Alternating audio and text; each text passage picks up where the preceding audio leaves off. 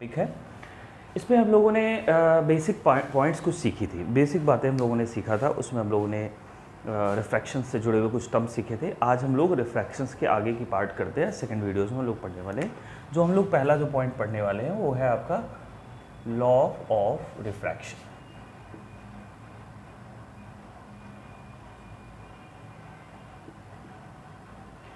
ये आपके सिलेबस में नहीं है, पहले तो आप जान लीजिएगा। सिलेबस में इसलिए नहीं है क्योंकि आपके यहाँ जो सिलेबस है वो ट्रायंगुलर ब्लॉक से शुरुआत है उसकी। ये आपके यहाँ प्रॉपर सिलेबस में नहीं है, लेकिन हाँ ये है कि ये टर्म्स है, की टर्म्स है, जिनको पढ़ के बिना पढ़े आप आगे आप पढ़ नहीं पाओगे। तो लॉ ऑफ रिफ्रैक्शन हम लोग पढ़ते हैं, जैसे 9th क्लास में लोग स्टूडेंट जैसे पढ़ते थे ना लॉ ऑफ रिफ्लेक्शन,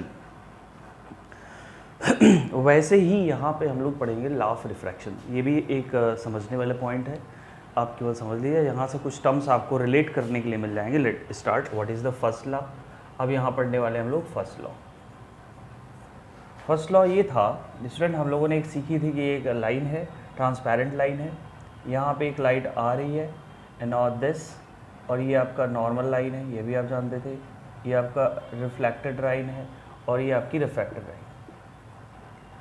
तीन तरह की लाइन हुआ करती थी, ऐसे इसको जाना चाहिए, रिफ्रैक्ट हो रही है, टू द नॉर्मल हो रही है, रेटेड टेंसर जो भी आ रही है। तो जो पहला ला है वो ये कहता है कि इंसिडेंट रे, नॉर्मल और रिफ्रैक्टेड रे, ये तीन तरह की रेज आपको साफ दिख रही होंगी। Incident ray, the refracted ray and normal at the point of incident, and now they are, this is called point of incident. This is called point of incident. So they are lie in the same plane. अब जानते हो ये जो हम लोगों ने बनाया student, ये आपका प्लेन है। हम लोगों ने प्लेन की बात सबसे पहले की थी, तो हम ये कहने वाले हैं कि इंसिडेंट रे जो भी है, रिफ्रैक्टेड रे है और ये जो आपका नॉर्मल है, ये तीनों जो है एक ही प्लेन में लाई करते हैं। यही इनका फर्स्ट लॉ है। अगर आप थोड़ा पीछे जाएँ 9th क्लास में, वहाँ हम लोगों ने जो आपका लॉ ऑफ रिफ्लेक्शन था उसमें हम लोगों ने ये पढ़ा था, इंसिडेंट रे, नॉर्मल एंड ये जो आपकी ये जो लाइट जा रही है जिसको हम कहते हैं रिफ्लेक्टेड,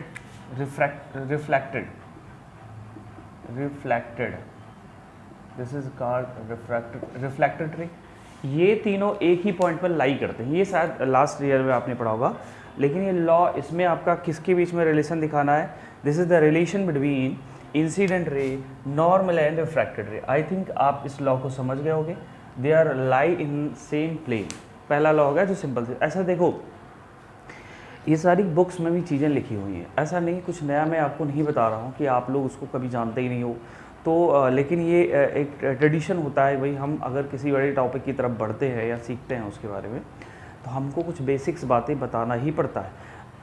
ठीक है, अगर 1 2 3 4 के रिस्पेक्ट अगर हम लोग 1 2 3 नहीं पढ़ते तो क्या 1 2 3 ख़त्म हो जाता है क्या? लाइफ टाइम उसके बारे में आप लोग पढ़ते, तो कहीं ना कहीं उसका रोल मिलता रहता है। तो वैसे ये भी है, रिफ्रैक्शन जो है, लॉ ऑफ रिफ्रैक्शन हर बच्चा कर सकता है बिना किसी टीचिंग के।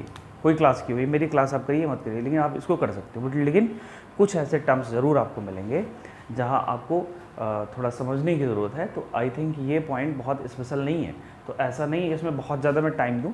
प्लीज़ केवल आप एक नॉर्मल जेन्युइन की तरह इसको समझते चलिए, क्योंकि इसका बहुत बड़ा रोल है। एक तरह से कीवर्ड्स हैं या टूल्स हैं, मशीन्स हैं, अगर आप कह सकते हैं, तो एज ए टूल्स की तरह यूज़ करिए। बट आगे बढ़ते हैं हम लोग, सेकेंड लॉ इसका देखते हैं। फर्स्ट लॉ बहुत इंपॉर्टेंट नहीं था, बस आपको याद रखना है। मे बी एक नंबर में आपसे पूछ सकता है, लेकिन मुझे एकदम 100% है कि ऐसे कोई लॉज पूछे नहीं जाते, क्योंकि आपके यहाँ सिलेबस में नहीं है। और सिलेबस के बाहर कोई भी एग्जामिनर आपको एक भी क्वेश्चन देना नहीं चाहता, क्योंकि वो कंट्रोवर्शियल मामला हो जाता है, डिस्प्यूटेड हो जाता है, तो ऐसे में मामला इशू बन जाता है। So what is the second law? अब आइए यहाँ थोड़ा समझिएगा, इससे आपके कुछ न्यूमेरिकल पॉइंट्स मिलने वाले हैं। सो लेट्स समझते हैं क्या। इसी का एक नाम है स्नेल लॉ। इसी को हम लोग रिफ्रैक्टिव इंडेक्स के रिस्पेक्ट में हम इसको पढ़ने वाले हैं। तो एक स्नेल नाम के साइंटिस्ट थे, उन्होंने इस लॉ को बनाया था। तो इसमें हम लोग समझते हैं कि है क्या ये हुआ। अब थोड़ा समझिएगा डिटेल में, मैं आपको बात करना चाह रहा हूँ। इसमें ये नॉर्मल है आपका, ये एक लाइट ऐसे सिंपल आ रही है और ऐसे चली गई, यहाँ से टर्न कर रही है, इस बात को, ठीक है। ये जो एंगल होता है इसको हम लोग कहते हैं angle of incident, and now this is called angle of refracted. Angle i के बाद में आपको पता होगा एंगल आर भी आपको पता है, ये आप चीज़ जानते हो दोनों में ना। अगर हम इन दोनों एंगल का साइन लें, how to take the sine, take the sine of i upon sine of r, this is give a constant. ये आपको एक कांस्टेंट देता है, एक कांस्टेंट नंबर देता है, and this number is called refractive index. Generally अब देखिए रिफ्रैक्शन कैसे हो रहा है भाई, जिसका अब आप एक चीज़ मैं बता दूं, साइन की जो वैल्यू होती है, साइन थीटा की जो वैल्यू होती है ना, वो जनरली कहाँ से स्टार्ट होती है, 0 से चलती है 1 तक। इसका मतलब ये हुआ कि थीटा की वैल्यू अगर आप अपग्रेड करते हो तो साइन थीटा की वैल्यू भी क्या होती है, बढ़ती जाती है, ठीक है। और अगर आप थीटा की वैल्यू कम करते हो तो साइन ऑफ जो थीटा की वैल्यू है वो आपकी कम होती जाती है। दे आर टोटली एंगल और जो साइन है वो एक दूसरे के डायरेक्टली प्रोपोर्शनल है, इस बात को समझिएगा। ये इसका रेंज है, कब, जब ये हम बात तब कर रहे हैं जब 0 से 90 डिग्री की बात हो रही है, उसके बीच की बात मैं कर रहा हूँ। उसके आगे फिर क्या प्रोसीजर है आपके यहाँ पढ़ना ही, आपको 10th में केवल 90 तक ही पढ़ना। तो अब जनरली ये बात समझिए, इसमें एंगल आई जो है वो ग्रेटर है एंगल आर से, आप साफ साफ देख पा रहे हो, क्योंकि डेंसर रेयर से ये डेंसर में जा रही है, तो नॉर्मल की तरफ बेंड होने का मतलब है इसमें बड़ा हो जाए।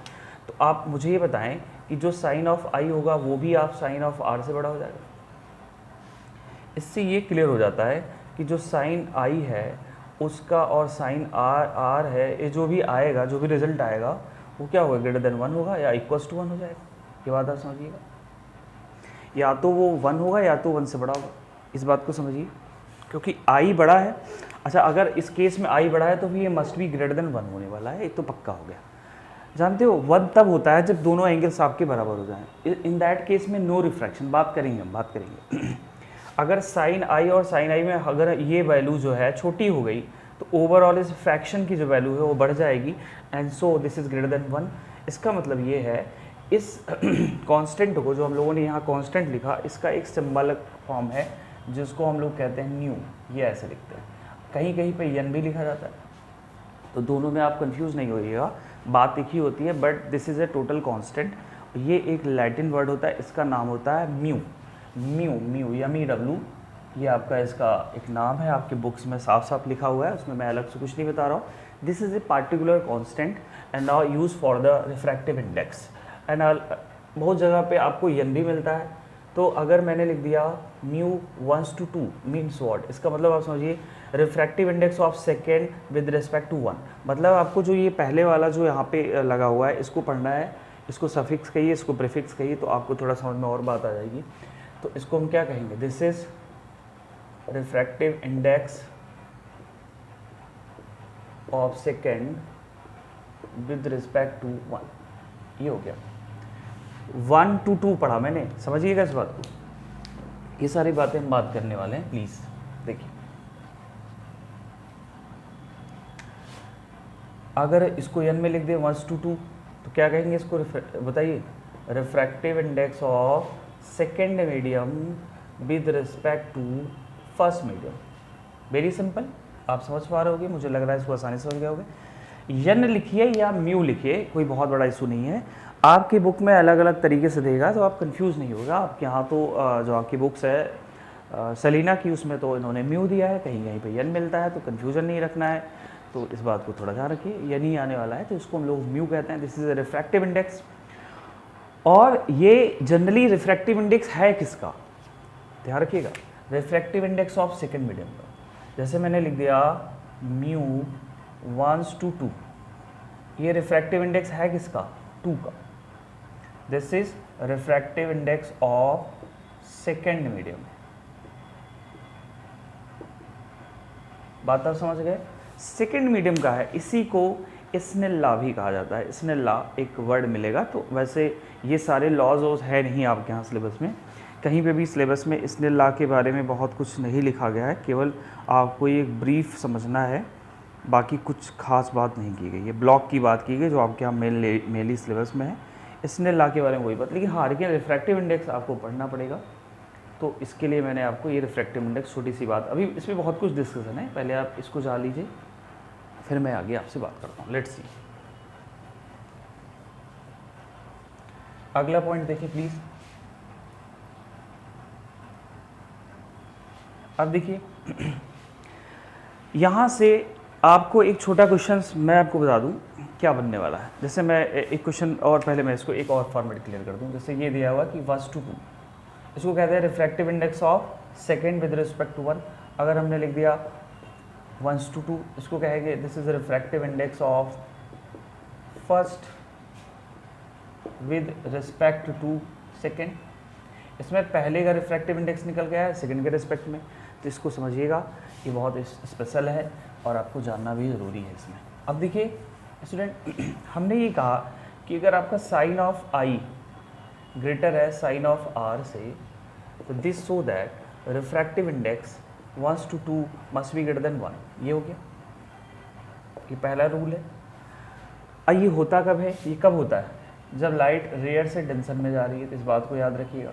इसका मतलब अगर लाइट वेंडिंग टू नॉर्मल है, इधर जा रही है, तो फिर ये पॉसिबल होगा ये वाला केस। इसका मतलब ये है लाइट अगर रेयर से नॉर्मल डेंसर में जा रही है तो साइन आई आपका बड़ा हो जाएगा।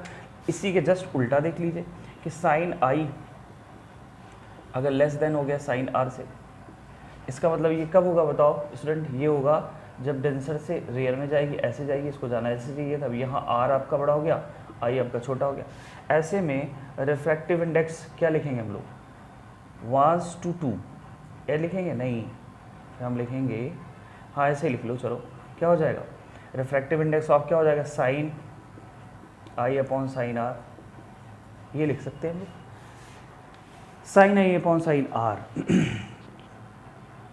तो देखिए ये तभी पॉसिबल है, ये तभी पॉसिबल है जब ये वाला मीडियम इससे लाइटर हो। अब ये डेंसर है, अगर मैं इसको कह दूं कि ये डेंसर है और ये रेयर है मीडियम, डेंसर से रेयर में लाइट जा रही है, तो यहाँ पे आप साफ साफ देख पाओगे इसकी वैल्यू हो जाएगी, सो यहाँ पे रिफ्रैक्टिव इंडेक्स लेस देन 1 हो जाएगा। ठीक है, यहाँ पे रिफ्रैक्टिव इंडेक्स फिर क्या हो जाएगा, लेस देन 1 हो जाएगा। लेकिन जनरली जो हम लोग देखते हैं कि जो सबसे कम जो रिफ्रैक्टिव इंडेक्स है वो एयर का है, उससे कम रिफ्रैक्टिव इंडेक्स हो ही नहीं सकता। उससे कम क्या बना लेंगे, कुछ नहीं, उसका अराउंड 1 है, बहुत ही छोटा है रिफ्रैक्टिव इंडेक्स किसका, एयर का रिफ्रैक्टिव इंडेक्स बहुत छोटा है। ठीक है, अगर एयर का रिफ्रैक्टिव इंडेक्स बहुत छोटा है, डायमंड का सबसे ज़्यादा होता है 2.41 होता है लगभग, तो सबसे ज़्यादा रिफ्रैक्टिव इंडेक्स वो आपको दिया भी गया है, और सबसे कम है एयर का रिफ्रैक्टिव इंडेक्स ऑफ एयर का 1 है, सबसे लीस्ट, उससे ज़्यादा उससे कम नहीं हो सकता। तो ये दिक्कत हो गई कि अगर ये एयर है तब तो ये 1 ही होगा, तो लेस देन होने के चांसेस भी तो नहीं हो सकते फिर, क्योंकि मिनिमम ही 1 है, मिनिमम आपका कितना है, 1 है। तो एयर अगर मिनिमम उससे है तो आप ये समझिएगा कि 1 से कम तो नहीं होना है। अब ये लेस देन 1 आया है, लेकिन जनरली अगर हम बात करें कि एयर से कम रिफ्रैक्टिव इंडेक्स किसी का नहीं होता। ये एक कंडीशन मैंने आपको बताई है जनरल, इस बात को याद रखिएगा। अगर लाइट, ध्यान समझिए, जो इंपॉर्टेंट बात मैं आपको बताने चल रहा हूँ, बात समझिएगा।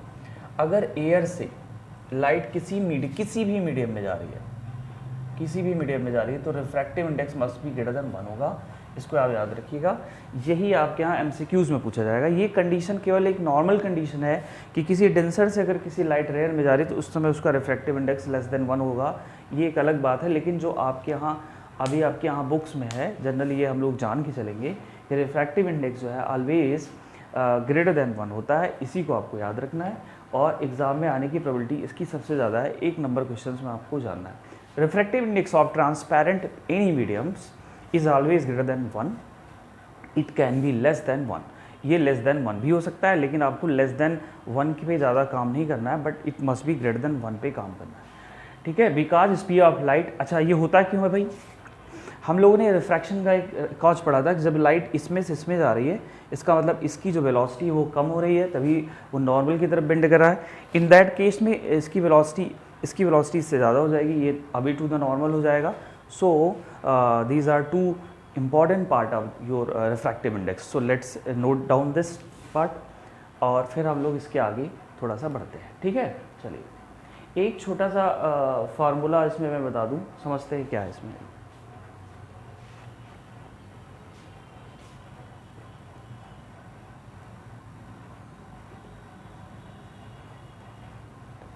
देखिए रिफ्रैक्टिव इंडेक्स आप देखो, एक नंबर के क्वेश्चंस में आपको ये जानना है कि एयर का रिफ्रैक्टिव इंडेक्स सबसे कम होता है, वैक्यूम का ये एयर का ये दोनों एक ही बातें हैं।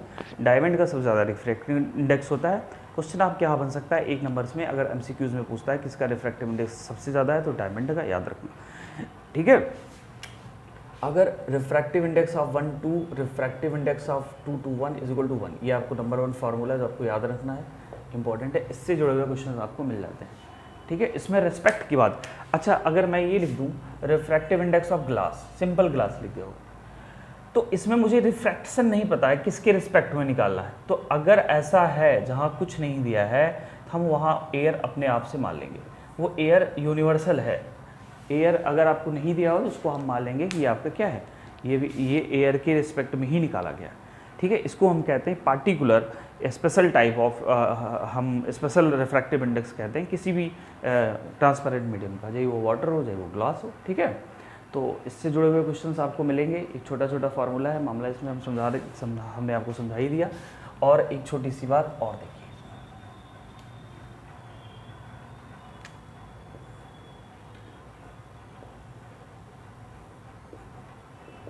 यहाँ पे इसकी वेलोसिटी v1 है, यहाँ इसकी वेलोसिटी v2 है, इसका वेवलेंथ λ1 है, यहाँ पे इसका वेवलेंथ λ2। तो refractive index of second with respect to 1 बराबर, हम लोगों ने भी सीखा sine i upon sine r, ये इसका इंसिडेंट एंगल है और ये इसका रिफ्रैक्टिव, इज इक्वल टू हो जाएगा, बताइए इसके क्या, उसके आगे ध्यान रखिएगा, सी लिखने से बढ़िया है हम लिख देते हैं this is v1 upon v2 is equal to λ1 upon λ2। ये एक आपका फार्मूला है, इसको याद रखना है, ये आपका एक फार्मूला है, बड़ा इंपॉर्टेंट है भाई। रिफ्रैक्टिव इंडेक्स के केस में आपको देखिए फार्मूला आपसे पूछ सकता है। अब इसमें ये है कि अगर आप देख पा रहे हो कि इसमें यह जा रहा है, यहाँ पे अगर हम देखें तो v1 is greater than v2, भाई बड़ा है क्योंकि शिफ्टिंग हो रहा है यहाँ पे, तो वेलोसिटी अगर कम होती है तभी वो बेंड अप लाइट होता है, तभी वो बेंड करता है, तभी वो लाइट बेंड करती है। तो साइन, इसमें आपने लिख दिया sine i upon sine r upon v1 upon v2 is equal to λ upon λ2। छोटी छोटी बातें हैं जिनको आपको सीखना चाहिए।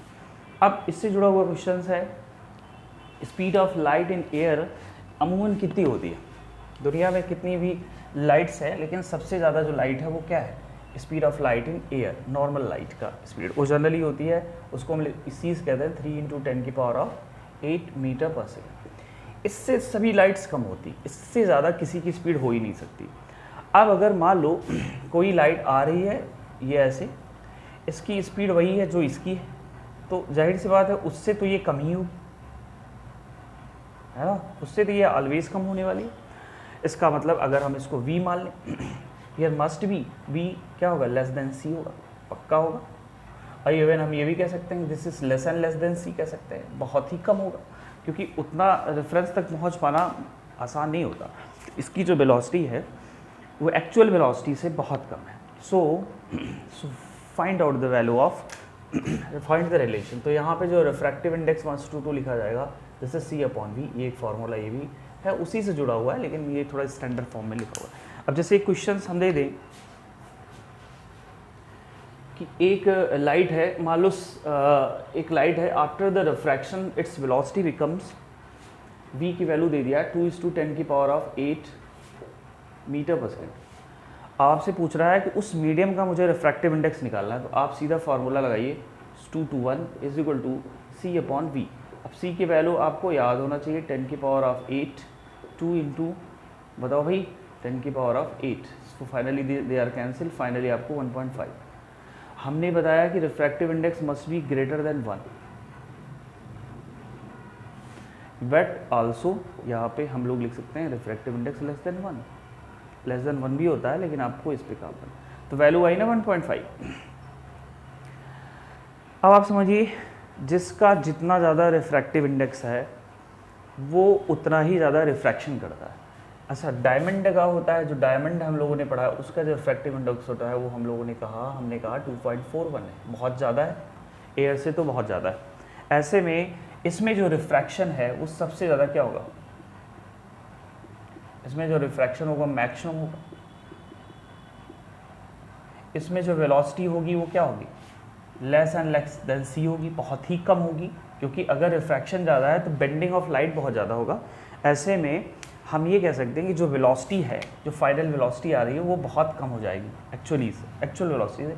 इसका वेवलेंथ कम हो जाएगा, λ2 इज़ लेस देन λ1, इससे कम हो जाएगा। भाई इसका तो वेवलेंथ अगर हम देखें दिस इज़ λ1 और इसका वेवलेंथ λ2, तो वेवलेंथ अच्छा इसमें एक इंपॉर्टेंट बात और है, but the frequency is equal to f2। याद रखिएगा फ्रीक्वेंसी चेंजेस नहीं होते, यहाँ पे भी f1 है और यहाँ पे भी f1 ही होगी, या f2 होगी जो भी होगी, लेकिन दोनों इक्वल्स होंगे, वो नेवर चेंज। हमने आपसे बात, इसमें क्वेश्चन बना हुआ है बहुत सारा ऑब्जेक्टिव कि फ्रीक्वेंसी चेंज नहीं होती, क्योंकि फ्रीक्वेंसी नंबर ऑफ टर्म्स से जुड़ा होता है, उसका मैटर होता है, उससे वेवलेंथ या उसकी वेलोसिटी से कोई लेना देना नहीं है। f जैसे इसमें एक फार्मूला भी हम लोग पढ़ते हैं,